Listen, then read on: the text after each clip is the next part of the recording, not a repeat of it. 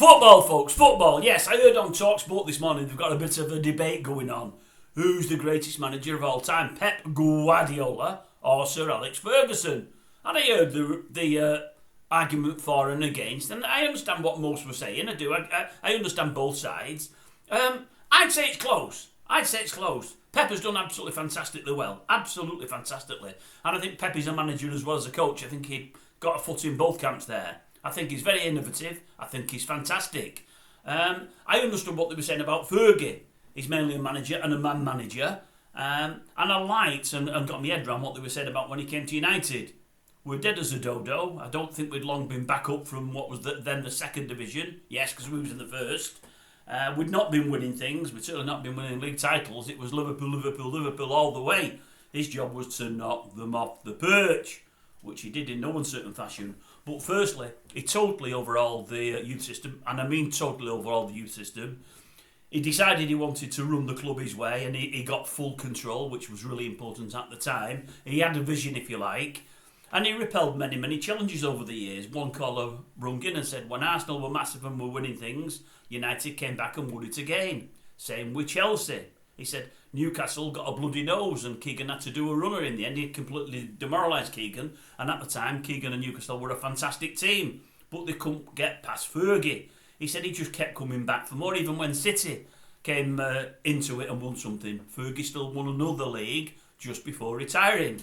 And I get all of that, and it's close. And what I will say is, Pep's done brilliant wherever he's been. He's done brilliant at your Barcelona, brilliant at Bayern Munich, brilliant at City. But, yes, he's always had help. He's always had loads of money. Now, many will say, well, United always had that. Well, they did to a great extent, but maybe not to the difference between United and the chasing pack as to Pep's teams. I think Pep's had considerably more in most of the leagues he's been in than others. But what I will say about Pep is, I think on each occasion, I think Barcelona were reasonably successful before he went managing there. They'd won things over the previous 20, 30 years. Same with Bayern Munich, they'd been winning everything before he went there. Obviously not so much with City, they just started to win, they turned a corner, but they were on a decent footing. When Fergie went to United, they were nothing. They were absolutely nothing at that time, other than being the great Manchester United. The league win had been in the dim and distant past, and as I say, Liverpool were massively, massively strong at that time. But I think what you look at when you look at Fergie and Pep is this.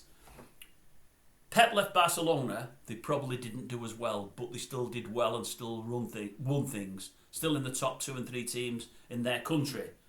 He left Bayern Munich. I don't think they've really suffered since he left. I think they've won most everything since he left. He's still at City. We don't know how City are going to go as and whenever he leaves. But you look at Fergie left. He started with his own pick, Moyes. That didn't work. But we've had Van Gaal in there. We've had Mourinho in there. We've had Ten Hag in there. Of those 3, you've got 2 who are supposed to be world-class managers. Some would argue sort of 2.5. They've won really nothing. Really nothing.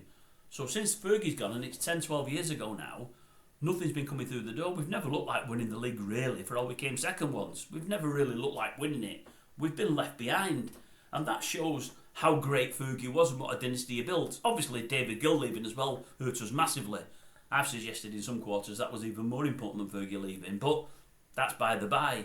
But if you were to put a gun to me head, and I'm a United fan through and through, I have been since being 5 or 6 years old. Not 4, 5 or 6 years old. And I'm into my 60s now. If you were to put a gun to me head and say who's the best manager of the two, of Pep Guardiola and Sir Alex Ferguson, for me, it's a no contest. Without a shadow of a doubt, it's Brian Clough. Now, I've cheated there, because when they run it on TalkSport this morning, they said of the Premier League era. And obviously, Cloughy wasn't here in the Premier League. He's not had a team here, he's not had a top flight team. But for me, none of them match Clough. Because for me, Clough did a Leicester City with 2 different teams, with Derby and with Forest. Took Derby from nowhere to win the league, did the same with Forest, and 2 European Cups, 2 years on the bounce. Completely unfashionable teams. He did, for me, a Leicester, but went beyond Leicester both times. Derby came from nowhere and won a league. With Forest, he won leagues, he won European Cups. And I think had he stayed at Derby, Derby would have carried on winning. Derby would have done what Forest ended up doing. because many of them were the same players that he transferred from one to the other, and he had the same work ethic, the same ethos. Heard a story earlier this week on the radio, you might have heard it. They've got David Pleat in the TalkSport studio, and he's talking about the influence Peter Taylor had on his life. He said, I got my first managerial job from Peter. I was only 27, I didn't think I was ready for it, and Peter said, go on, you'll do alright, you'll be okay.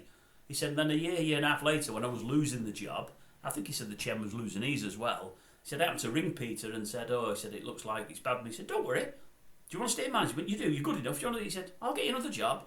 Whenever you need me, pick up a phone and I'll get you a job. And I thought, don't that say a lot about Taylor? You know, the influence he had on football, just because he was on Brian's coattails there. I know it was a 50-50 partnership. I know they had a falling out, and I know Cloughy regrets it till the day he died. He said so on many occasions. He was big enough to admit his failings there. But no, for me, it'd be Cloughy. Cloughie's the best of the three. So the other two, very, very close. Very close. I'd probably want to pick Fergie as a United fan. But of the two, I think Cloughie's better. I really do. But that's just my opinion. You'll probably have a different one. But I say I did fudge it a bit. They mentioned the Premier League era. I'm going from my time watching football.